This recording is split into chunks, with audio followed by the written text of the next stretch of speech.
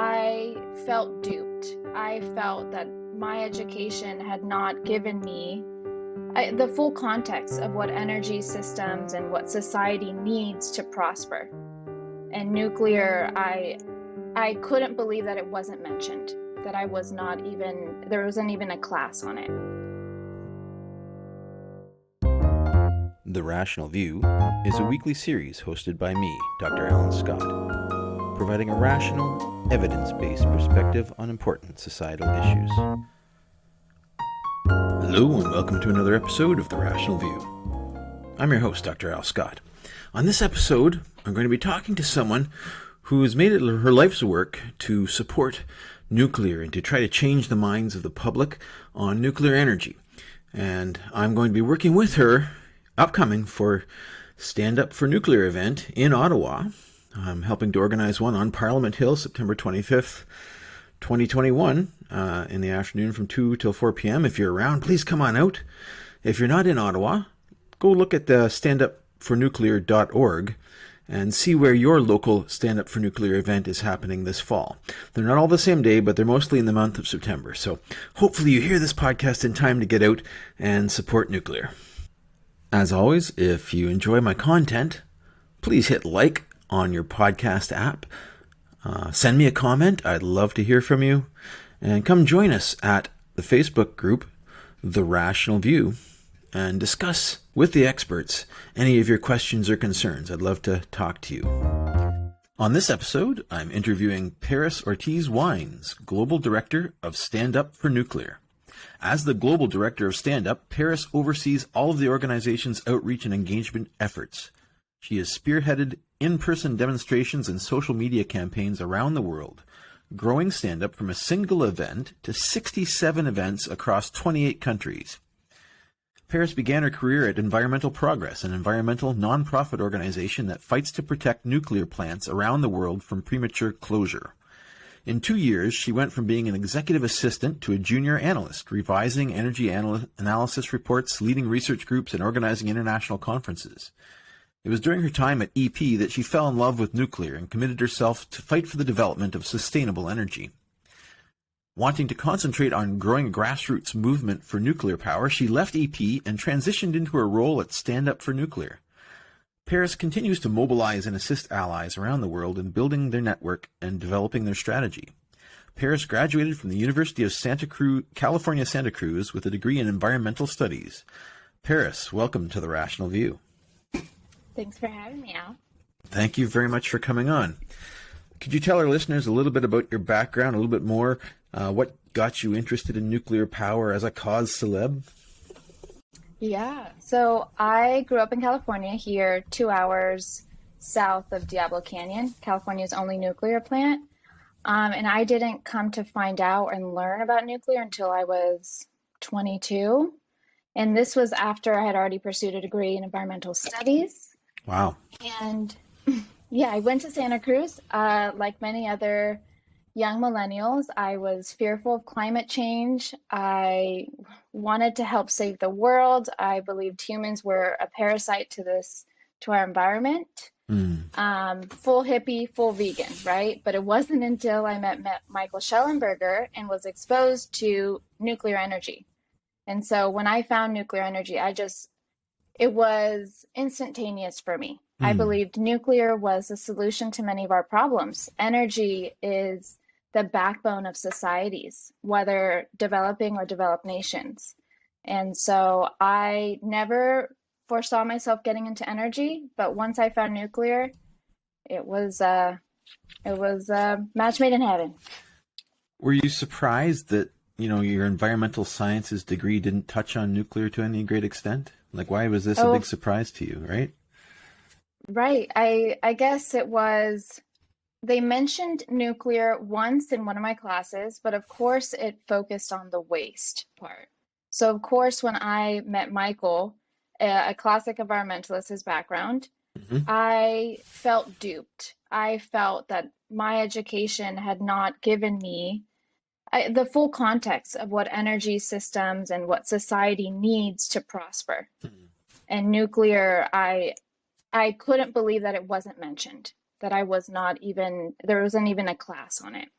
Wow. Yeah, that would make me angry too. Right.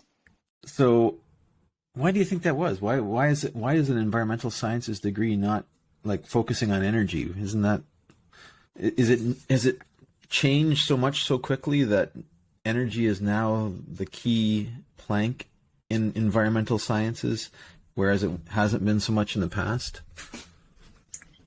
Yeah, I think originally I just thought, oh, maybe it just wasn't the classes I was taking, but none of my circles, the others that were pursuing the same degree, nobody was talking about energy. We were focusing on other issues. And it wasn't until I did some more research on the history behind anti-nuclearism that Hmm. I found that the classic environmentalists were behind that movement that helped shift the public's perception and tarnish nuclear's reputation. There's other factors that go into it, but Hmm. I just thought, oh, people just don't know about it. But I think there's something going on. I think there's a deliberate reason why they don't bring it up. Hmm. No, I agree with you. So tell me a little bit more about your background. What was it like at Environmental Progress? That sounds like a great group fighting to keep nuclear plants alive, stop shutdowns. What was that situation like? Right, so that was my first big girl job out of college, right? And I'm here to save the world. I wanted to work at an environmental nonprofit, applied at Sierra Club, NRDC, all of those classic big organizations, right? This is before. And Okay. so me, before I knew anything about it. So working with Michael Schellenberger and the EP team, it was, I want to say the true essence of grassroots. We were little grunge, boots on the ground, we Nice. were all chameleons. We did every job that was needed, right? Hmm. Um, and I was, I think, working on every case to save an existing plant, whether it's in California or New York. I just couldn't help but just wonder, like, why isn't anybody else talking about this? I felt Hmm. like an outsider working at EP, but I knew that this was the cause to pursue. And it wasn't bad either that we got to travel. Who doesn't like traveling? Indeed, indeed. So you fought to try to support nuclear plants. Obviously, that's a difficult situation to be in because public opinion and public policy is against you, right? This is the deck is stacked against you. Were you successful in any way at EP? Right. It is stacked against us. And I think for me personally, finding that the party that I identified with was on the opposite side of where we were standing. So that was extremely difficult. Mm. And we were successful. I think there was a shift when I joined EP, and most of our attention was focused on the EU. There's a lot of stuff happening there. As we know, Germany is continuing to phase out their nuclear. But we held uh, I would say demonstrations in Belgium that helped spur the conversation. But I would say that it's still an uphill battle to save many existing plants. It seems that nuclear seems to be always on the defense. So our victory, we had won in Ohio, but then there was that scandal. So I think we're just continuing to push for it. Yeah, indeed. You would think that with so many municipalities declaring a climate emergency and the IPCC report out there showing that we need to rapidly decarbonize, that all of the environmental groups, if they really cared about the ecology, would be jumping on nuclear. Right. But they're not, right? I saw you sending around a message just yesterday about how the Austrian parliament is, you know, saying, "Wait a minute, this climate emergency is making us require nuclear. We can't have that." Right. Right. Don't be over ambitious because heaven forbid we choose nuclear as an energy source.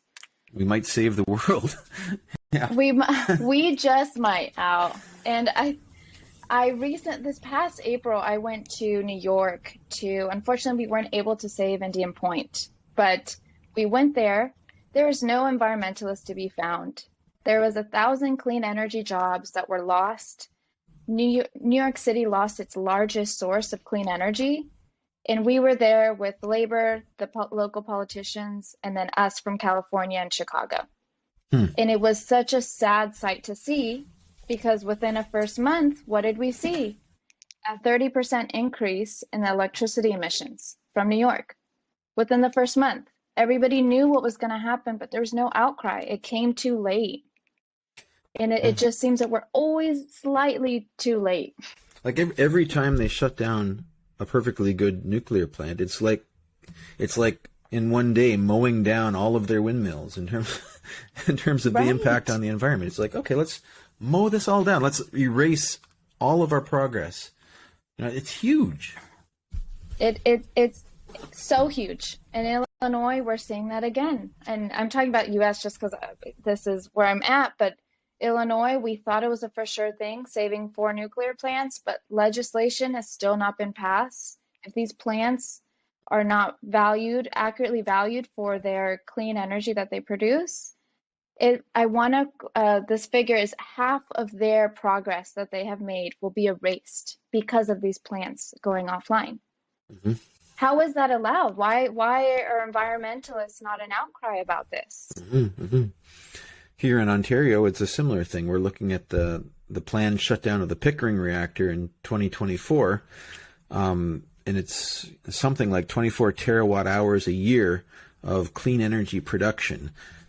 Mm-hmm. Ontario recently had this green energy deal where we built thousands of windmills, and I think it's costing Ontario taxpayers, something like $33 to $100 billion over a decade to incentivize these windmills. But by closing Pickering, it's like shutting down all the windmills twice over. And to refurbish it was like something like $8-9 billion, a small fraction of the cost that we're paying for these windmills would save twice that much in clean energy. And I just can't believe Ontario taxpayers aren't behind this. So what are we going to do? You've started a movement called Stand Up for Nuclear. Tell me about Stand Up for Nuclear and why you started that. Yeah, so Stand Up for Nuclear, at my time at EP, we knew that nuclear needed action. So we sent out a cry for help in the EU, and all these other organizations and allies came together. So in 2018, had a meeting, established Nuclear Pride Coalition, and we decided to have a day of action. It was called Nuclear Pride Fest. And so this was an opportunity to not only engage with the public, but you're providing a vision of what nuclear is to you, why we like nuclear, what it can do. There's face painting, songs being sung. It was good fun for everybody. And this was held in the anti-nuclearism heart of Germany. We were in Munich. We went there and I was like, what is going to happen? So to our surprise, our great surprise, was such a huge success that we had many people from across the world reaching out saying, hey, are you going to do one here in our country? This is what we're dealing with, right? And not everybody can travel to one location on a certain day. So that's how it evolved into Stand Up. And so this Stand Up is an international network, right? And we just know nuclear is pretty great and y'all should stand up for it. So it was basic message, right? So Stand Up is the first international pro-nuclear movement. We are the boots on the ground. We go wherever nuclear is needed. We hold events. We connect people with one another. We need a vision for nuclear. Renewables are very successful, and it's because of their good marketing. They harmonize with nature, right? Yes, they have that appeal to nature fallacy. Yes, they do. I mean, this is really good because I think people in the field of nuclear almost feel too ashamed to stand up because after decades of being told that they're the cause of all sorts of problems, that your radioactive waste is going to last for hundreds of thousands of years and you're going to create a radioactive wasteland. These people aren't proud of the work they're doing in saving lives. And I don't think you're right. It's a PR problem because we know that by displacing coal, we're saving millions of lives a year, depending on the scale of displacement that we can achieve, and making radioactive isotopes for cancer treatments. We're saving thousands to millions of lives every year in cancer treatments. People don't realize the positive impacts, I think, of nuclear. And I think we need to, the story so long has been on the negative impacts. We really need to focus on the positives, I think. Is that part of what Stand Up does? Yeah, I totally agree. And I totally understand why the industry, I think, has gone behind their walls. The anti-nuclear movement was very strong. Those messages and images are still ingrained in the public consciousness. But nuclear needs some confidence, I think. Nuclear is great, and I feel that we don't show it enough. So Stand Up is exactly that. It was built on that premise that, every other energy source has its ups and downs, but we're going to just focus on nuclear here. What is great about nuclear? Let's engage with the community. Let's not talk down, and let's discuss how we're actually going to decarbonize. That's our goal, right? That's what we're trying to do, is lower emissions. So what typically happens at a Stand Up for Nuclear event? I've never been to one, but now I'm helping to organize one in Ottawa this September. So tell me what your typical Stand Up for Nuclear event entails. Well, congratulations. Heck yeah. So exciting to do an event. Events. So all events look a little bit differently, but typically it's a couple people, core organizers. You can have booths. So we have one with fun with radiation, where you can get a UV light, play with a uranium glass, talk about it. Then we have a gallery of insight to share just what's going on with nuclear in general. But the basic premise is that we have it's a PR problem. We love color for Stand Up, and it is fun, happy, and light. We are not shoving nuclear facts down people's throats. So we have simple brochures in plain language, engaging with people, handing out balloons. Melty the polar bear is a big factor. I highly encourage you to be in Melty. It's very fun from personal experience. But the message is personalized to everybody's location. So for you in Canada, we talk about Pickering, but here in California, we are trying to save Diablo, right? But it's fun, friendly, approachable. And so just people out there in a public space engaging with people. Nice. Yeah, I'm looking forward to it. It should be fun. We see how much public support we can generate. So for those of you listening, we're organizing a Stand Up for Nuclear event on Parliament Hill in Ottawa, September 25th. I'll be there between 2 and 4 p.m. Hopefully you can come by and say hi if you're in the area. I'd love to hear from you. And if you're not in Ottawa, how do people find out about their local Stand Up for Nuclear events? And they're kind of all over September. There's not a particular Stand Up for Nuclear day. Is that right? Yeah, exactly. So we called it Stand Up season all throughout the month of September, but it's just a guideline. We're finding that events have started in June and are going through October. So if you want to get in touch or just interested in maybe being connected with organizers, you can check us out on Twitter, Stand Up for Nuclear, or our website, standupfornuclear.org. And how it works is you reach out and I'll get in touch with you. Excellent. Thank you so much for that.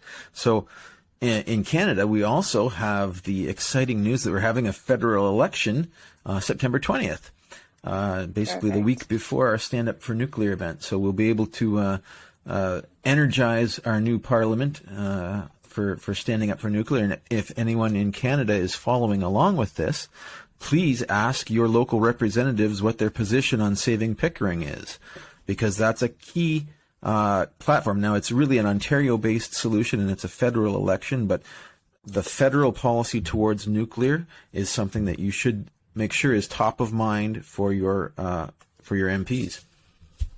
Absolutely.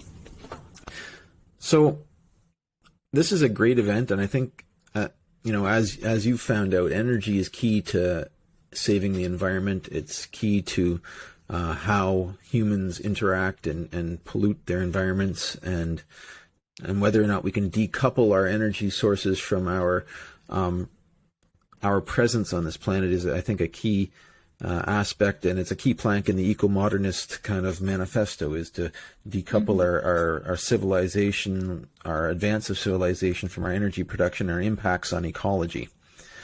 I think, from what I've looked at, and I've looked at, there's a survey in the American Association of Science showing that there's relatively strong support from scientists for nuclear power, but the majority of public opinion seems to be anti-nuclear. And, this is, I think it's because of the link between nuclear weapons and nuclear power not being clarified enough. It's a difficult line to push in a in a short PR campaign, that there's a big difference between nuclear power and nuclear weapons. Is that your understanding? Yeah, I think there's a couple factors, right? Weapons is definitely a big one. That's a fine line. And I think some people have found a great way to explain it, and it depends on who you're talking to, right? But I think also one of the main things we always hear is the waste, radiation, and the accidents, right? And these are scary topics for people. I remember seeing the coverage of Fukushima, and I remember this one woman was behind a plastic sheet, a clear thing to be checked if she had any, I don't know. I don't even know what the caption was. I was so young. But I remember on the other side of that plastic tarp was her dog. And I'm like, oh my God, why do we even have nuclear energy, right?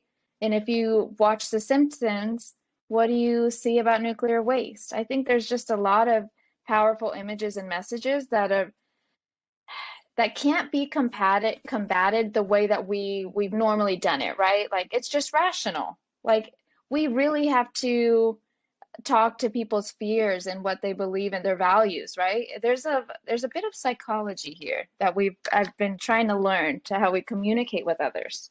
Me as well. It seems right. I feel like I have to have a detailed conversation with each person who has not thought deeply about this issue and is just positioning themselves based on the movies they've watched or the scare headlines that they've seen. It just feels like it's such a slog to make a difference. You kind of get worn out having the same conversation over and over again. Yeah. And I've tried out some messages, right? So I've converted all of my friends to become like, we need nuclear, right? But it is slow. Like, human connection and having conversations does take time. And at times there's just like, especially on Twitter, right? Where you post something and you have those trolls, and anti-nuclearism is still strong. People that thought that would be our allies are not for it. But through stand-up, we've seen that these conversations have multiplied, and the returns you can't measure them. This is how we've grown the movement, is talking with people, talking with family members, and then somebody's like, yeah, your values align with mine. I want to save the environment. We need clean, abundant energy. Oh, nuclear sounds good. And then we can talk more about the facts, right? People are not going to start trusting you and listen to you if you're just attacking them and saying you're wrong, that this is what's right. Yeah, indeed. I constantly engaging on Twitter and trying to, just correct misinterpretations all the time. Yep. And it's hard to be kind sometimes when you just get frustrated. Yeah. But that's key, I think, is to listen and get to that place where you can discuss your values rather than just going off on people. Because I've seen a lot of pro-nuclear people that basically just badmouth the other side, and that doesn't really help at all. I mean, it's cathartic, I'm sure. But you have to try to refrain and talk to the people that are on the fence rather than the core opponents. You can argue against the core opponents, but be kind to the people that are listening, I think, is my philosophy. Yeah, there are bad faith actors where there have been multiple people where I don't think it's healthy to engage with, and I don't. And I'm a big fan, not a big fan, but you can block people, but we're having conversations, and I lead with give the other person benefit of the doubt. Nuclear is so complex, right? There's so much history behind it. There's so many things that we have to unpack. And I was fortunate enough to find it when I worked at EP. Not many others have had that opportunity. Yeah, that sounds like a great opportunity. So Stand Up for Nuclear seems to be exploding. This is great. I think this is a sign that we're having an impact, that we're, gathering some momentum. What do you see for the future of Stand Up? Where are you going with this? Right. Well, my very ambitious goal is that we would have a stand up in every country, right? In the next couple years, let's say 10 years. I say 5 or 10, but it is exploding. Every other week, I get another inquiry from a new nation saying, we heard about stand up. We want to join. We want to be part of it. And it's a mix of civil society, labor, environmentalists. And so I foresee stand up getting bigger as far as numbers wise, but also with publicity. We know that media and social media is a huge part of our culture around the globe. And so nuclear, I think in this past year, and I'll ask you the same, I've seen more people talk about nuclear in this past year than I ever have. But of course, it's because we're listening. But I don't know if that's your same experience. Yeah, it seems to be more and more. I hear more and more pro-nuclear messages. I don't know if it's real or not. I mean, we're stuck in this kind of echo chamber of social media, and you don't know if it's just telling you what you want to hear. So I still hear a lot of anti-nuclear messaging too, but I'm cautiously optimistic that we're making a difference and that that the tide is turning. You hope. We hope. Fingers crossed. I think this past year we saw in the New Yorker, we had coverage of Mothers for Nuclear, and that was huge. New Yorker hadn't published anything pro-nuclear in a while. The Guardian came out with a pro-nuclear piece. But yeah, it is hard, right? We're in an echo chamber on energy Twitter. I see all the things I want to see, but then I have to go find the other side to make sure it's balanced. Indeed, and from an impact position, you can go vegan, as you say. You can buy an electric car. You can cut back on consumption, but save one nuclear plant, and you're going from right. tons of CO2 to millions of tons of CO2. So the biggest impact you can have on the environment is saving a nuclear plant. So anyone who's listening here, go find a Stand Up for Nuclear event and advertise it to your friends. Yeah. Make that effort. If you've made the effort to go vegan or do some sort of personal thing like that, that's great. But you can have a lot more impact by supporting Paris's Stand Up for Nuclear events wherever they are near you, and coming out and showing your support and starting these conversations with your friends. Because I think that's key, is to get the public support behind these things so that the government takes notice. Because nuclear is big, right? It's a big project to build a nuclear facility and to fund a refurbishment of a nuclear facility. But it's so you need government intervention to make the link between good environmental policy and good energy policy. Right. And every voice counts, and nuclear demands the very best from people. We can have nuclear programs in other countries that may have economic and social turmoil, but their nuclear plants are there and running. So I encourage anybody who's even interested in nuclear, come follow us on Twitter, come check us out. But we can be vegan. You can take public transit, ride your bike, and call a representative and saying, hey, what's your stance on nuclear? I think we should keep them open, especially existing ones. I know that we will have another battle to face with new nuclear, right? Because it's unknown to some people, but existing is there, baby. We got it. It's powering our homes. And here in California, it's consistently running, even though when we have blackouts, when PG&E has to shut power off for people because of wildfires, nuclear is still there, reliably powering. That's a good message. So before we sign off, I really appreciate you coming on the show. This has been great. I hope everyone listens and comes out to the Stand Up for Nuclear events. I have a question that I ask a lot of my correspondents on this. What science fiction do you like? You watch science fiction movies, read books? What's your favorite? Oh, very interesting question. I've never been asked that. So science fiction. How about, can you give me yours first and I'll tell you Oh, mine? goodness. Uh, I like Greg Egan. His works are probably my favorite. He's a mathematician who writes some hard science fiction. And he's Oh, written one, I think my favorite is probably called Diaspora, which is about these small computer simulations which have civilizations of computerized beings inside of them, which are basically mm-hmm. a future evolution of humanity. And they Got go out and it. explore the universe. And that's a kind of a cool one. Another one I like, Kim Stanley Robinson, the Red Mars, Blue Mars series. It's a very hard Oh, science yeah. fiction of going to Mars, basically, in the not too distant future. Interesting. I have never heard of those. Okay. I will admit I don't read much science fiction, but I do watch a lot of it on like Netflix. I know that Okay. there's a lot of shows on there. But I believe the one that I have read was the Ready Player One, which is very basic, I would say, for Okay. science Okay. fiction. Okay. Yeah. But I'll have to come back on this podcast and you have to send me some suggestions to read. Okay. I'll definitely do that. Thank you, Paris. Thank you, Al. Talk to you soon. Okay. Bye-bye. Bye.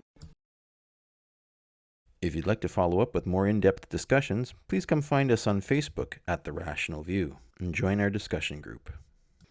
If you like what you're hearing, please consider visiting my Patreon page at patron.podbean.com/TheRationalView. Thanks for listening.